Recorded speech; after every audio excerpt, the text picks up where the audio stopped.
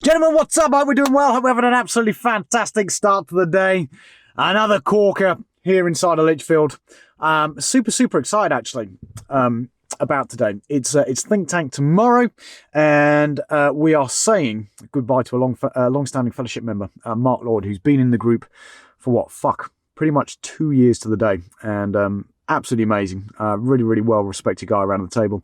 And the business that he was in when he came on board has now changed dramatically, and he's now moving back into different pastures. So it's going to be really cool to celebrate Mark tomorrow and all that sort of stuff. Which reminds me, actually, if there's anyone watching this that is considering coming to join the One Man Empire Fellowship, with Mark leaving tomorrow, we do now have one seat left around the table. So if you want to be considered for that spot, go to www.applyforthefellowship.com and put an application, and we can have a conversation as to whether or not I think you're going to fit with what we've got going on here around the table.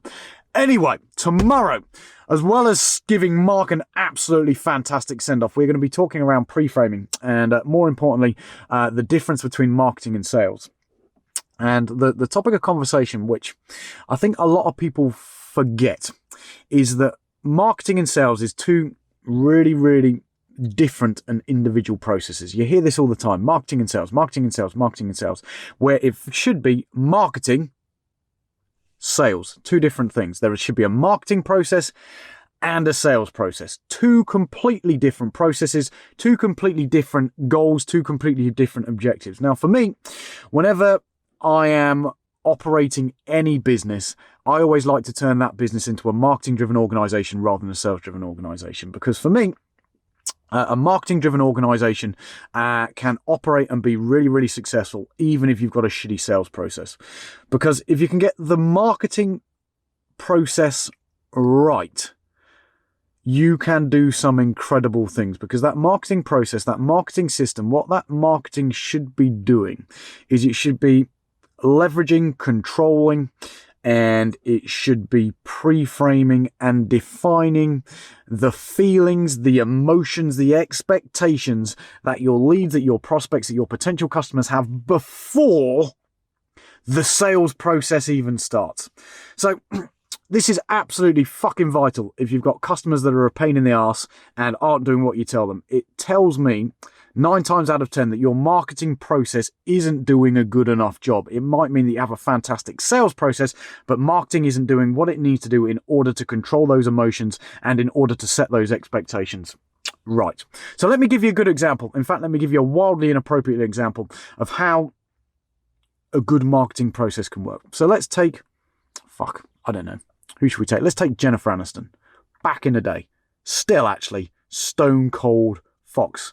When I was growing up, on Friends, in FHM, on front of all of the magazines, sexiest woman alive, amazing hair, beautiful hair, best ass of like 1990 or whatever it might be. So in the media at the time, Jennifer Aniston is seen on this pedestal. She's everywhere. She's on front of all the magazines and all that sort of stuff. Now, if you think about what that does in terms of her marketing process and the way that that positions her in the marketplace, and if she was to then put out a sales message that said something along the lines of, hey, all you ugly bastards out there, if you get back to me in the next 30 seconds and wire me £500 immediately, I might let you lick the dirt from in between my toes.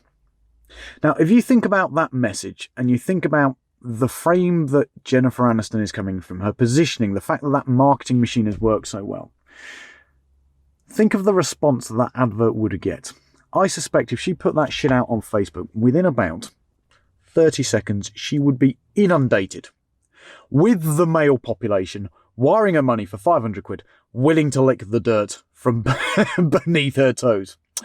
And that's the difference between marketing and sales. You see, if you've got that marketing process right, if you've got that pre-frame right, if you've got that positioning right, you can have a really shitty sales process that makes wild demands, that makes people bend on your terms, and you can still get those people to take action.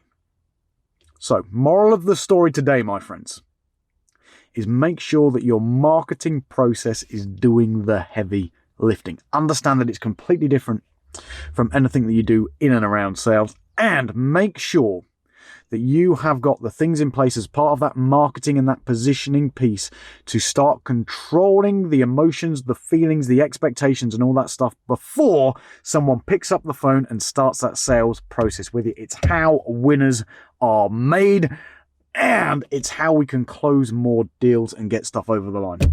As this new economy emerges, trust me, it's the people that have their marketing process nailed that are going to have the trust and the confidence to get people to put their wallets on the table, pull out a credit card and give them money. It's how the game's going to be played in 2021. Trust me, my friends, it's what's going to happen. Other than that, guys, I'm going to go brave the cold. I'm going to go take the 20 steps into the office and I might go put a pot of coffee on. A pot of coffee? Fuck, that makes me sound like an American that's got a pot of coffee. I'm going to put the kettle on and I'm going to make me a brew. Have a good one, gentlemen, and I'll see you tomorrow.